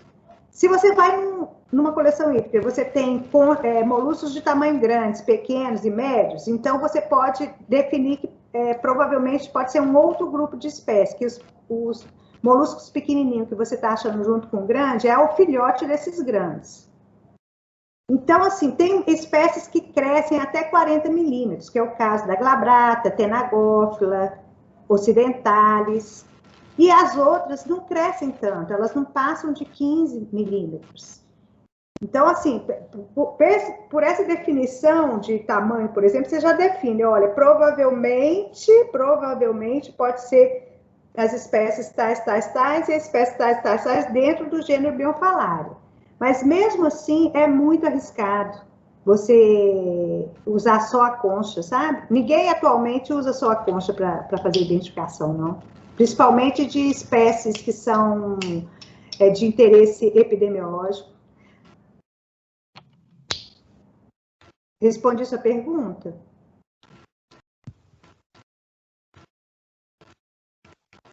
Antônio? Sim, respondeu. Agradeço. Bastante compreensivo. Obrigada. A gente agradece aí também estar chegando, né, até o Ceará, a gente fica muito contente, né, porque a gente divulga e a gente não sabe exatamente até onde chega, e é muito bacana ouvir, né, esse relato aí do Antônio, que está se encantando pela malacologia depois do simpósio, e venha fazer parte desse time, né. É isso mesmo. Mais alguém quer colocar alguma coisa?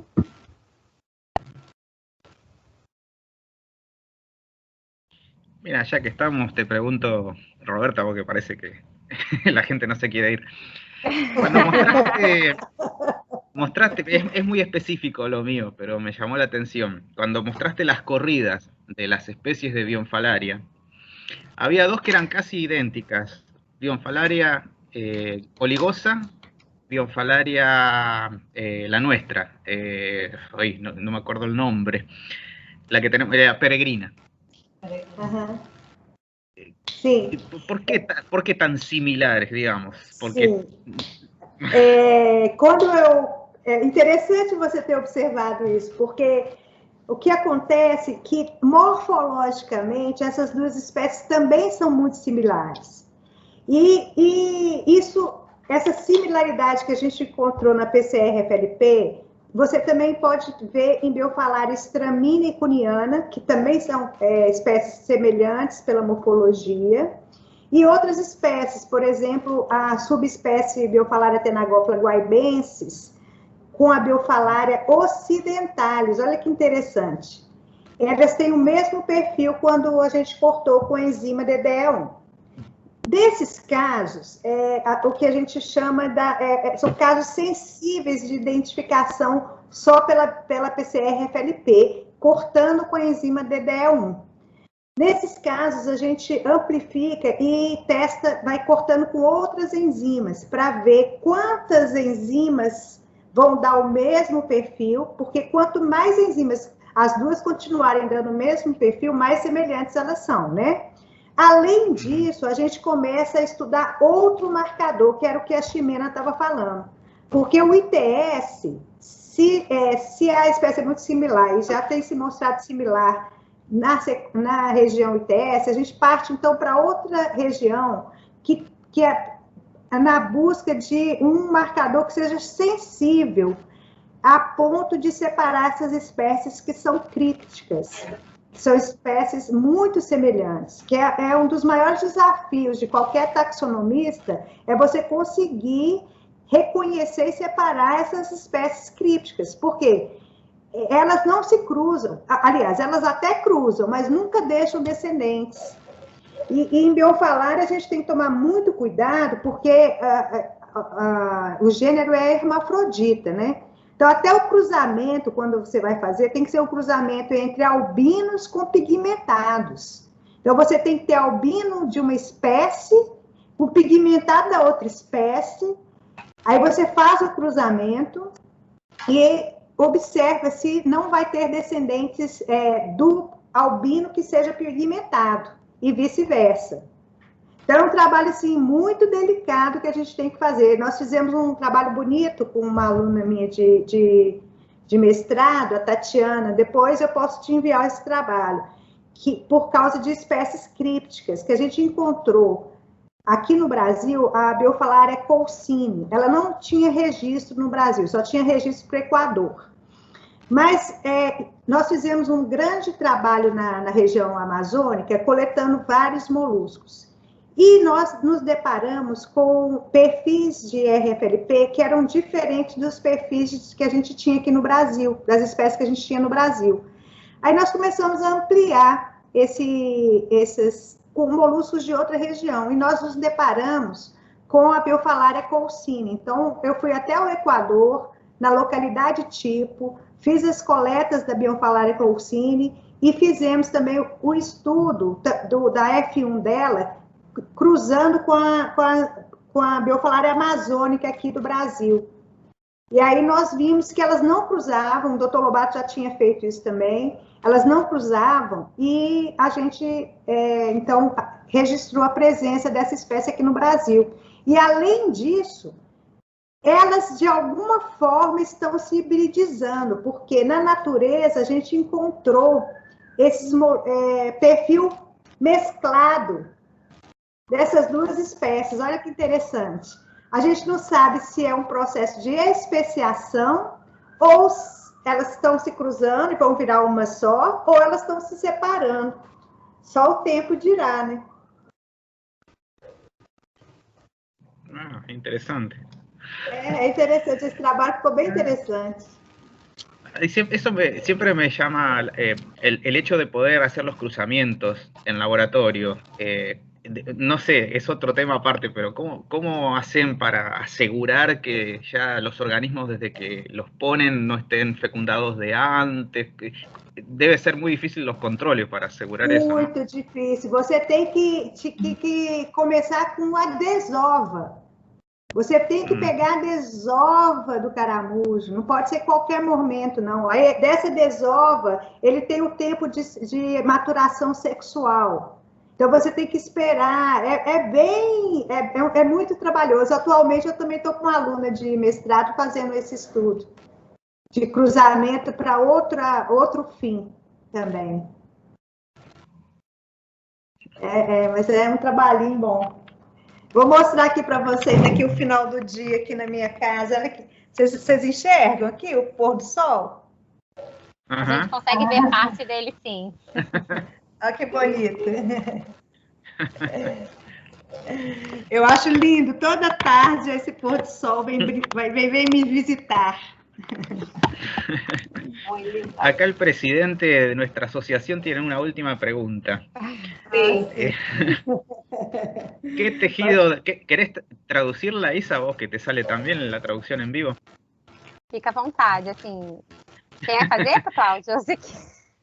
¿Qué tejido del molusco se utiliza para obtener el ADN que se usa en la RFLP para identificar? É o mais fácil. Si tiene el parásito. Sim, essa pergunta é a mais fácil. Olha, você pode usar qualquer tecido, né? De fato, qualquer tecido que tem célula, você vai ter DNA. No caso nosso, lá no laboratório, nós utilizamos um pedacinho da massa cefalopodal, ali o pé, a parte mais musculosa do pé, pelo seguinte, para não afetar os caracteres morfológicos, que a gente sempre associa, né, a morfologia aos estudos moleculares. Então, a gente tem que preservar a anatomia do molusco. Então, eu tiro um pedacinho do pezinho dele, onde eu sei que não tem nenhum órgão que vai influenciar, né, na identificação. E separo imediatamente esse pedacinho no freezer a menos 70, 80 graus. Aí, quando eu for... Oi? Não, desculpa. É só porque ele está se referindo, acredito eu, principalmente na questão da identificação do parasito, né? Dentro do molusco. Sim. Desculpa, o Roberto. Esse também é um fato curioso. Recentemente eu publiquei um trabalho sobre isso, em 2016. Acidentalmente, a gente, às vezes, quando corta o pezinho do caramujo, a gente tem o Schistosoma mansoni. Por quê? Porque a primeira fase, quando o biracídio penetra no molusco, ele penetra pelo pé. Então, dependendo da hora que o molusco foi coletado, eu consigo ainda ter o DNA do parasito no pé do caramujo. Então, às vezes, eu faço identificação ali no pé. Mas quando meu objetivo é saber se eu tenho ou não o Schistosoma mansoni, eu uso o caramujo inteiro. Eu esmagaço ele todo, a gente atualmente está fazendo até em larga escala. Já fiz até com 1000 caramujos de uma vez em laboratório. Eu peguei 1000 caramujos negativos com um caramujo que estava eliminando cercária, coloquei todos juntos, massaguei todos, fiz a extração do DNA daquele pool e consegui detectar a presença de Schistosoma mansoni nesses 1001 caramujos. Então, assim, para você saber, ter certeza se o molusco está infectado ou não, por técnicas moleculares, você tem que usar o corpo inteiro, porque você não sabe em qual estágio o parasita vai estar dentro do caramujo, que pode ser tanto na massa cefalopodal, quanto lá na região ali da glândula digestiva, do ovoteste. Então, tem que usar o corpo todo, tá? Roberta, uma dúvida em relação a isso. Quando você utiliza o corpo todo, né, você tem que separar a concha da parte mole. Às vezes não. Às vezes eu esmago com concha e tudo. Tá. Porque senão, se você for usar aquela técnica, né, de água quente, isso eu acho que, eu não sei. Não sei se pode interferir na questão do reconhecimento, né? Não interfere não. Se eu quiser tirar a concha, porque veja bem, a água quente, anestesiar água quente, água fria, é um processo para você fazer a dissecção e depois fazer a morfologia, né? O estudo da morfologia. Então, você precisa que toda a anatomia esteja bem íntegra. Então, você faz todo esse processo. Quando você vai fazer um processo onde você não vai precisar da morfologia, você pode simplesmente quebrar a concha bem levemente, expor o corpo todo do caramujo, colocar lá para fazer a extração de DNA. Eu no laboratório, o que eu falo com os alunos e a gente faz? Em vez de colocar o corpo inteiro do caramujo, às vezes é melhor você cortar em 3 ou 4 pedaços aquele caramujo e distribuir em tubos para fazer a extração, porque muito material também atrapalha na extração do DNA e depois na amplificação pela PCR, sabe? Então é melhor você usar pedaços menores. Tá ótimo. Tá bom? Obrigada.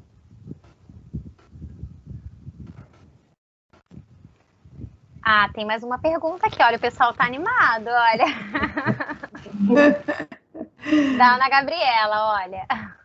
Ninguém tá saindo. Estuvo fuera de programa, pero sigamos. Mientras Roberta quiera contestar, nosotros seguimos. Vamos lá. Ela tá falando em relação a congelar o caracol com nitrogênio líquido e depois macerar de uma amostra ótima para detecção para PCR, né? Também pode fazer o mínimo de detecção. Excelente. Se você tem disponibilidade de nitrogênio líquido, você consegue, inclusive, recuperar o RNA, né? Você pode trabalhar com o RNA do molusco e o DNA. O nitrogênio líquido é tudo de bom, né? Mas a gente não usa habitualmente no laboratório porque tem todo um trabalhinho, né? É meio trabalhoso o manusear nitrogênio líquido. Mas também preserva super bem o DNA e o RNA.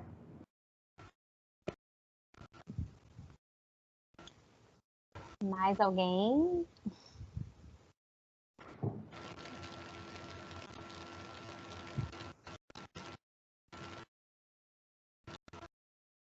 Bueno, no sé si ahora hay alguien más que quiere consultar algo. Roberta, eu vou aproveitar o momento, já que a gente já está aqui, já se estendeu, já. Só vou fazer mais uma pergunta em relação até a questão um pouco do que a Ximena falou, dos marcadores, né? A gente aqui acabou encontrando uma espécie nova e utilizamos a citocromoxidase 1 para determinar. E ele, assim, separou super bem de uma espécie das outras. Teve uma separação boa. Mas foi o que você falou, né? Talvez eu não consiga, talvez, publicar justamente por ter somente um marcador mitocondrial. Mesmo tendo uma separação muito nítida, com uma diferença até grande, sabe? Uma distância grande, e ficou bem separado, eu acredito que eu vou ter uma certa dificuldade, né? Que eu tenho que refazer. Não, mas você vai associar com os dados morfológicos? Sim, a taxonomia integrativa. Ah, sim. Não, mas muitas vezes é aceito, sim, principalmente porque é o CO1, que é o mais, assim, visado atualmente. Se você for pelo lado do BRBOL, né, do IBOL, que é o lado do barcode, que você está usando justamente o DNA barcode, que é o preconizado, né? Uhum. Se você fizer o viés no artigo para esse barcode e utilizando a taxonomia integrativa, você vai ter, sim, vai ter boa aceitação. Só que cada vez mais o uso de outros marcadores está sendo realmente mais indicado, né? Mas eu tentaria, inicialmente, se você está com os dados bem robustos, né, de morfologia principalmente, que está embasando esse seu resultado molecular, eu tentaria publicar, com certeza. E até porque o grupo do qual eu trabalho não se tem tanta sequência de outros marcadores. O maior, eu não sei, talvez eu possa deixar isso claro até mesmo no trabalho, porque o grosso de trabalhos é com citocromoxidase 1. Não, essa justificativa que você está dando é a principal. Se você não tem outras sequências disponíveis para comparar, não faz sentido. Não faz sentido. Você vai comparar ela com ela mesma? Não tem, né, nenhum sentido isso. Tá bom, vou tentar. Vai dar certo. Estou aqui se tenta ou não tenta. Mas vai no viés do barcode. Tá, obrigada.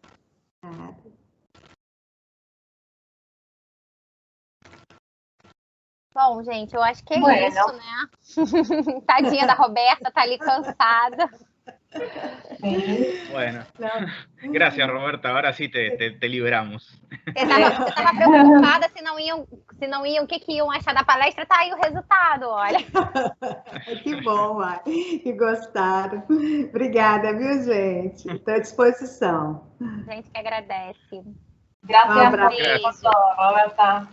Tchau, obrigada, tchau. Bom final de semana. Para vocês também. Hasta la próxima semana. Astela. A próxima será de Christian, né? Christian Clavijo.